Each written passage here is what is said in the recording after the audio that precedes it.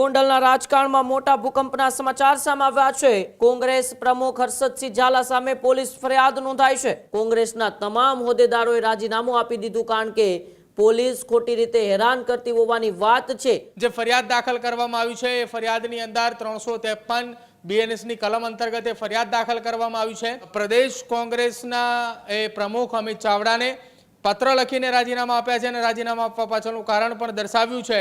હવે જોવાનું રહેશે કે એક સાથે ગોંડલ શહેર અને તાલુકાની અંદર પડેલા એ રાજીનામા બાદ કોંગ્રેસ શું એક્શન લે છે।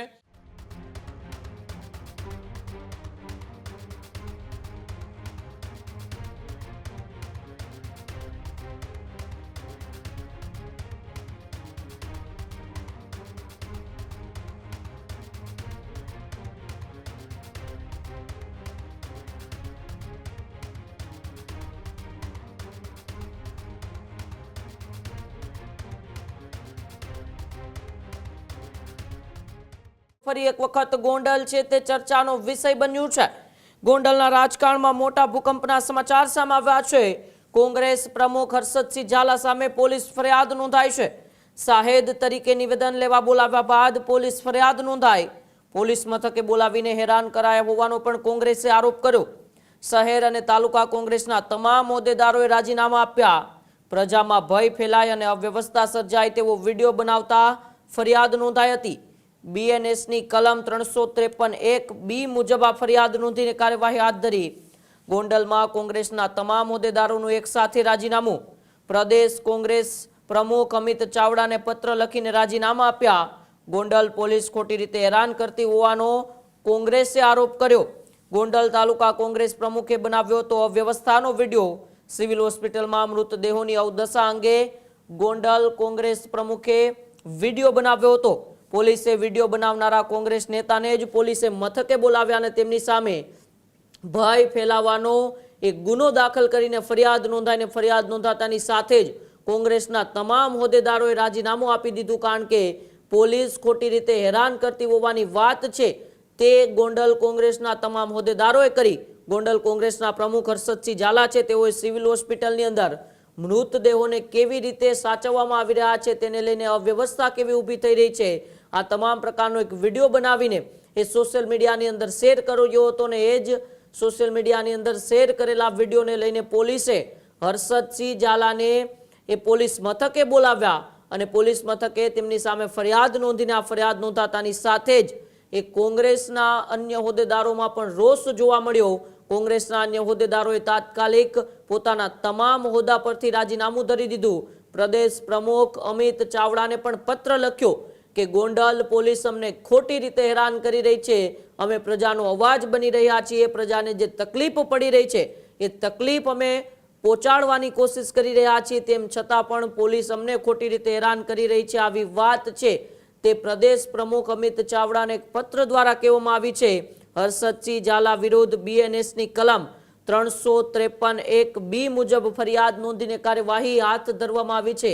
આમ તો ગોંડલ એ ખૂબ ચર્ચામાં રહેતું હોય છે। પોતાનું એ રાજકારણ હોય કે સમાજકારણ હોય ગોંડલ હંમેશા ચર્ચાનો વિષય બનીને રહેતું હોય છે પરંતુ ફરી એક વખત ગોંડલ ચર્ચામાં આવ્યું છે અને આ વખતે કોંગ્રેસના નેતાઓએ રાજીનામા ધરતા ગોંડલની કાયદો અને વ્યવસ્થા પર સવાલો ઉઠી રહ્યા છે કે એવું તો શું થયું કે પોલીસે હર્ષદસિંહ ઝાલા વિરુદ્ધ ફરિયાદ નોંધી।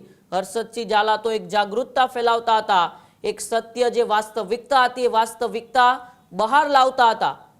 તંત્રને જગાડવા માટે તેમણે સિવિલ હોસ્પિટલનો વિડીયો બનાવ્યો હતો અને એ જ વિડીયોને લઈને તેમને પોલીસ મથકે બોલાવ્યા અને તેમની સામે એક ગુનો દાખલ કરવામાં આવ્યો। પરંતુ હવે આ જ વાતને લઈને અને કોંગ્રેસના નેતાઓના રાજીનામાથી લઈને એ ક્યાંક ને ક્યાંક કોંગ્રેસના નેતાઓમાં પણ રોષ ભભૂકી ઉઠ્યો છે।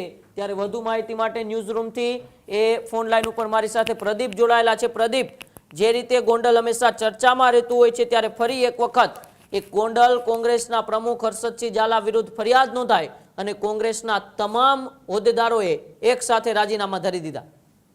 બિલકુલ ઉમંગ, જે અત્યારે સમાચાર મળી રહ્યા છે ગોંડલથી કે જ્યાં ગોંડલ કોંગ્રેસના તમામ હોદ્દેદારોએ એક સાથે રાજીનામા આપ્યા છે તેની પાછળનું કારણ છે કે ગોંડલની અંદર ગોંડલ શહેર કોંગ્રેસના પ્રમુખ હર્ષદસિંહ ઝાલાએ ગોંડલ સિવિલ હોસ્પિટલની અંદર જે મૃતદેહ રાખવા માટેનો કોલ્ડ સ્ટોરેજ હોય છે તે કોલ્ડ સ્ટોરેજને લઈને એક વિડીયો બનાવ્યો હતો અને એ વિડીયોની અંદર લગભગ 2 મિનિટની આસપાસનો એ વિડીયો હતો અને વિડીયો બાદ પોલીસ દ્વારા એ તપાસ હાથ ધરવામાં આવી હતી આખી આ ઘટનાની અંદર અને જે હર્ષદસિંહ ઝાલાની સામે ફરિયાદ દાખલ કરવામાં આવી છે એ ફરિયાદની અંદર ઉલ્લેખ કરવામાં આવ્યો છે કે ભય ફેલાવો અને સાથે જ આખી એ જે ઘટના બની છે ગોંડલની અંદર એ ગોંડલની અંદર વૈમનસ્ય ફેલાવવું ભય ફેલાવવું અને સાથે સાથે વ્યવસ્થા જે છે તે ખોરંભાય તેવી સ્થિતિના આધારે તેમની સામે ફરિયાદ દાખલ કરવામાં આવી છે જે ફરિયાદ દાખલ કરવામાં આવી છે એ ફરિયાદની અંદર 353 બીએનએસની કલમ અંતર્ગત એ ફરિયાદ દાખલ કરવામાં આવી છે એટલે આ એ ફરિયાદ દાખલ થતાની સાથે જ ગોંડલની અંદર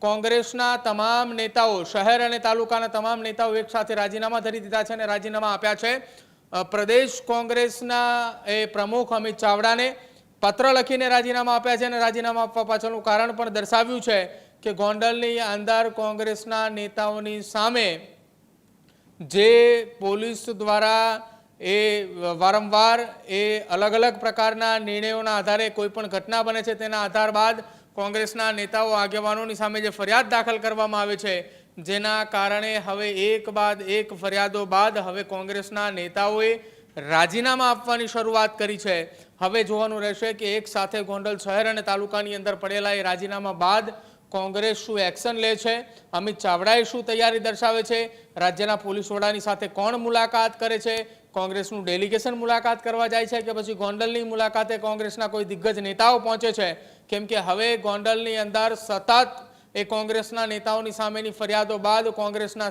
તમામ એ આગેવાનોના રાજીનામા પડ્યા છે આ એ ખૂબ મોટા સમાચાર ગુજરાતની રાજનીતિની અંદર કહી શકાય કે એક તાલુકાના તમામે તમામ હોદ્દેદારો જો કોઈ રાજકીય પક્ષની અંદરથી રાજીનામા આપે છે તો આવનારા સમયમાં મોટા ઉથલપાથલ થાય તો કદાચિત નવાઈ નથી ખેડૂત ભાઈઓ છે ખેતરમાં ડ્રોન ઉડાવતા હોય છે ત્યારે આપણે એક પ્રશ્ન સતાવતો હોય છે કે જે આપણે અત્યાર સુધી જીપીએસ ટેકનોલોજીવાળા ડ્રોન વાપર્યા છે જેથી કરીને મોબાઈલ ટાવર છે અથવા તો હાઈ ટેન્શન લાઇન પસાર થતી હોય કોઈ વૃક્ષો હોય ત્યારે જે જીપીએસ ટેકનોલોજીવાળા ડ્રોન છે એમાં ટકરાય અને ટ્રેસ થાય છે પણ એગ્રીઓન લાવ્યું છે જીએનએસએસ ટેકનોલોજી ડ્રોન જેથી કરીને એ ડ્રોન છે એ કોઈ જગ્યાએ ટકરાય નહીં પોતાની રીતે જ ડિસિઝન લે છે અને મૂવ થઈ જાય છે જેથી કરીને જીએનએસએસ ટેકનોલોજી ડ્રોન છે એ વાપરવાનો આગ્રહ રાખો. હજુ સુધી તમે અમારી ચેનલને સબસ્ક્રાઇબ નથી કરી તો અત્યારે જ ન્યૂઝરૂમ ગુજરાતને સબસ્ક્રાઇબ કરો, ફેસબુક અને ઇન્સ્ટાગ્રામ પર ફોલો કરો.